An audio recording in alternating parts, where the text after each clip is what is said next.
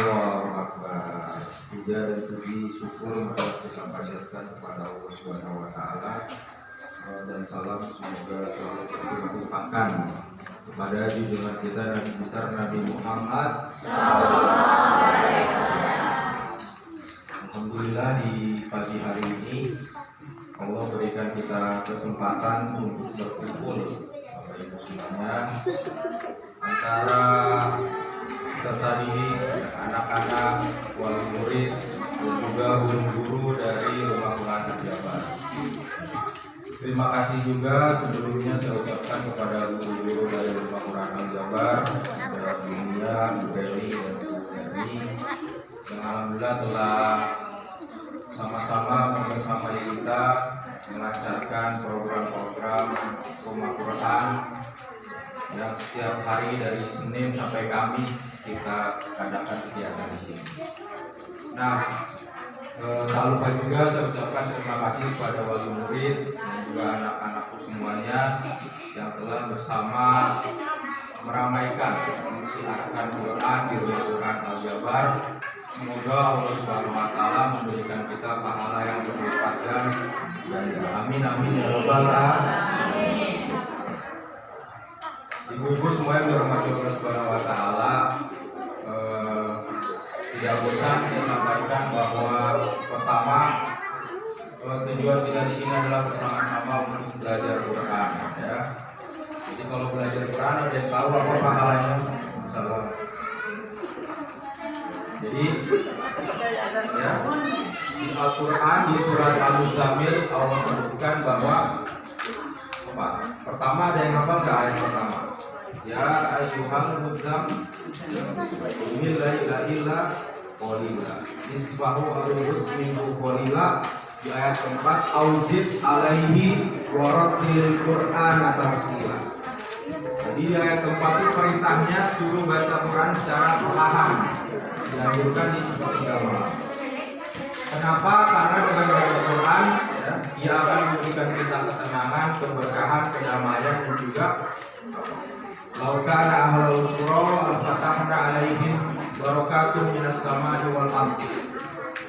Jadi seandainya penduduk bumi ini beriman dan bertakwa kepada Allah Subhanahu wa taala, salah satu dengan belajar Quran, maka Allah akan bukakan apa? Pintu rezeki dari berbagai penjuru. Di sini disebutkan fis samawati wal ardh, dari langit dan dari bumi.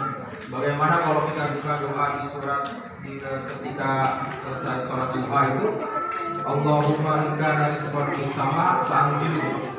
Jadi kalau ada rezeki yang di langit turunkanlah. Wa inna fil ardi fa'akhrijhu.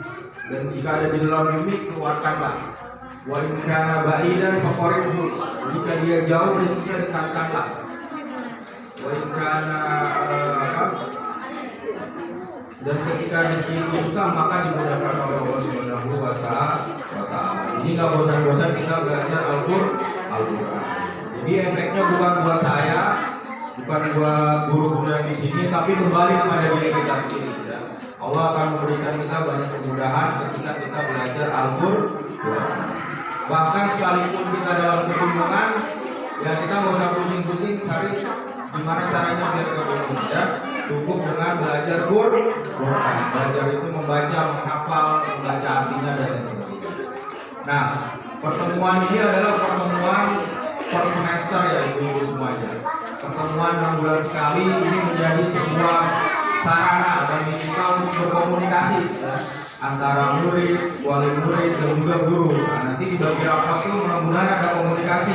Misalnya anaknya kalau di rumah misalnya sering baca Quran, nanti gurunya mungkin menyampaikan. Mungkin kalau di sini dia sudah rajin, tapi misalnya kurang dari misalnya makhraj hurufnya atau kurang dari misalnya kedisiplinannya dan sebagainya. Ini perlu dilaksanakan supaya kita bisa kerjasama membangun anak-anak kita menjadi generasi Quran yang insya Allah akan mendapatkan keberkahan dari Allah Subhanahu wa taala.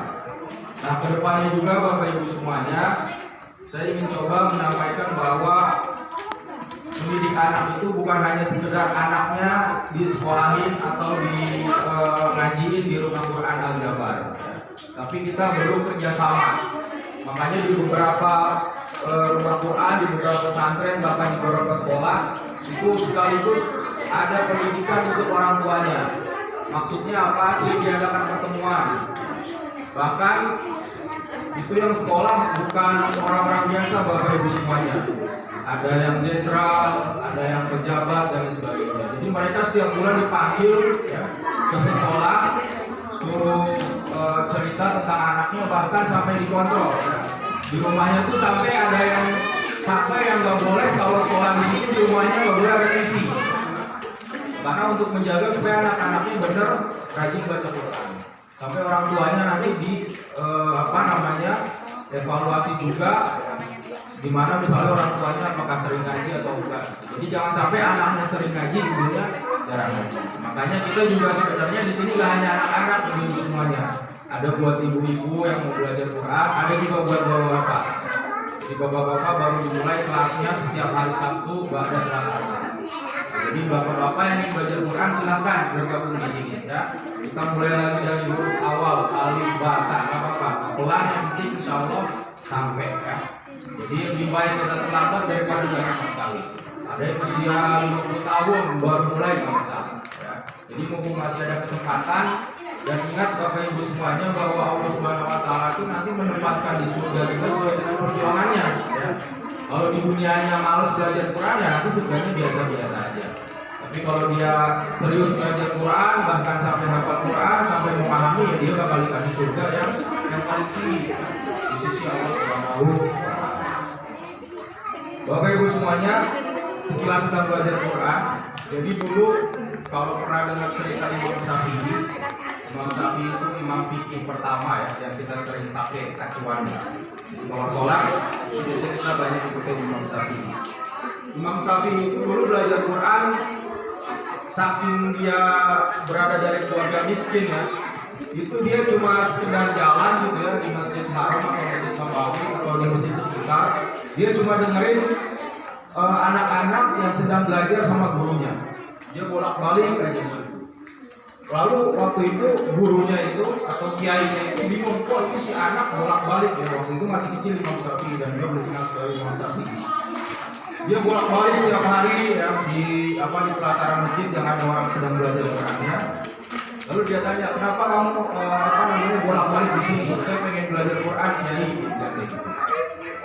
Lalu dipanggil kiai, ternyata dia bolak-balik itu dia mendengarkan, jadi dia hafal apa yang disampaikan kiai. Akhirnya singkat cerita Imam Syafi'i disuruh itu belajar Quran di sana. Nah, kenapa Imam Syafi'i nggak langsung ikut? Karena dulu di zaman Khalifahnya Umar bin Khattab itu belajar Quran menjadi hal yang sangat mahal. Bahkan guru-guru Quran itu dibayar dengan sangat mahal. Jadi hanya beberapa orang saja yang mampu bayar untuk belajar Quran. Jadi saking orang muliakan Qurannya itu di zaman Umar bin Khattab, guru-guru itu benar-benar dibayar mahal. Bahkan anak-anak yang ingin sekolah Quran itu dibayar dengan atau bayaran dengan sangat mahal. Jadi Imam Syafi'i itu nggak kuat bayar, nggak mampu bayar, akhirnya dia pulang balik. Tapi karena dia pintar, cerdas dan penasaran, kiainya akhirnya dipanggil, ya, akhirnya bayarannya diterima. Makanya Bapak Ibu semuanya, Al-Quran ini sungguh mulia ya. Bahkan dari zaman dulu, zaman Umar bin Khattab ini menjadi sebuah metode belajar yang sangat elit, sangat mahal aslinya. Mudah-mudahan kita nggak menyia-nyiakan kesempatan itu. Di sini banyak sekali tempat-tempat untuk belajar Quran, jadi jangan kita sia-siakan ya. Bahkan bisa dibilang tanpa biaya gitu, ataupun kalau dengan biaya sangat murah. Jadi itu cerita di zaman Umar bin Khattab. Apa yang terjadi ketika zaman Umar bin Khattab? Islam itu jaya ya. Bahkan Islam di era kepemimpinan Utsmani sampai bisa menembus Eropa. Bahkan kita lihat lagi di zamannya Khalifah Umar bin Abdul Aziz, orang itu nggak ada yang mau menerima zakat karena udah pada sejahtera semuanya, ya, udah pada bisa dibilang nggak ada yang miskin. Itu berkah dari Al-Quran. Mekah juga seperti itu. Ketika Quran turun di Mekah, makanya negeri yang tandus, yang nggak ada air, ya, bisa dibilang seperti itu menjadi negeri yang berkah. Mau apa aja ada di sana. Itu Bapak Ibu semuanya, mudah-mudahan kegiatan bagian rapot ini bisa meningkatkan silaturahmi kita, terjadinya obrolan antara wali murid dan guru dan anak ya, sehingga nanti mempermudah proses belajar mengajar anak ke depannya dan anak-anak menjadi apa yang seperti kita harapkan. Amin amin ya rabbal alamin. Allahumma wafiqna al-muqtarin, mohon maaf atas segala kurangannya. Sekian dari saya. Assalamualaikum warahmatullahi wabarakatuh.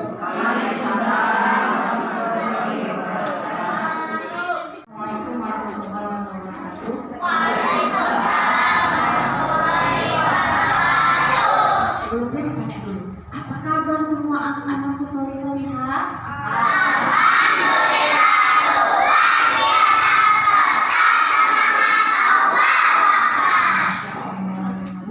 Senang ya melihat anak-anak semangat seperti ini.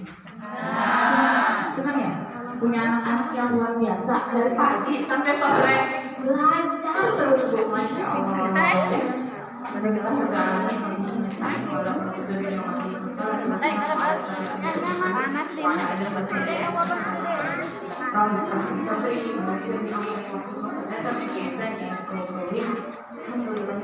bersyukur kepada Allah. Hari ini Allah telah memberikan banyak sekali nikmat, masuk nikmat iman dalam hati dan nikmat sehat dan nikmat Islam, kemudian nikmat belajar dalam mengkaji Al-Quran dan Al-Quran. Semoga senantiasa Allah menolong kita semua ya. Jadikan kita keluarga Allah ya. Karena kata Allah, barang siapa yang menghafal Al-Quran, salah satu anak kita kita akan dijadikan keluarganya Allah. Mau nggak tuh dijadikan keluarganya Allah?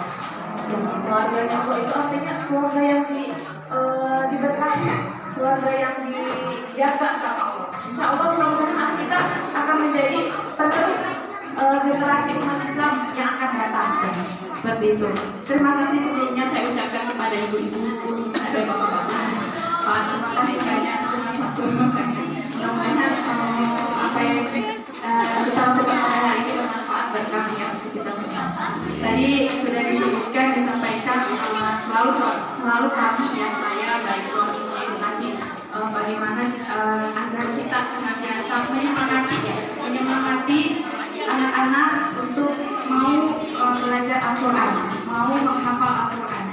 Karena harusnya kita bangga karena anak-anak kita ini adalah anak-anak yang dipilih sama Allah, anak-anak yang istimewa, anak-anak yang Allah berikan hatinya kedekatan untuk ini kalau ada pengajian ikut gitu ya. Bayangkan gitu, ada anak-anak yang kalau disuruh aja tuh susah ya, suruh ngaji susah amat sih gitu, padahal ngaji itu juga untuk dirinya sendiri dan masa depannya gitu. Saya nggak mau saya nggak mau berlama-lama, hanya untuk menyampaikan pengenalan metodologi aja. Tadi kan disampaikan ya bagaimana keutamaan Al-Quran untuk anak-anak dan keluarga. Sedangkan yang saya sampaikan di sini adalah pengenalan metode ini. Tahun kemarin ya, semester kemarin kita sudah membahas ya bagaimana metode uni itu. Jadi mungkin kalau ada ibu yang baru masuk, pasti ya metode uni ya, nanti kita cuma kurang mengajarkan memakai metode uni. Jadi metode uni ini cara memberikan pengajarannya adalah seperti seorang ibu mengajarkan kepada anaknya. Jadi yang ditekankan itu satu, itu diajarkan tafsir sama tahfiz ya Bu, dari pertama. Tahfiz itu untuk menghafalnya dari surah Al-Fatihah, kemudian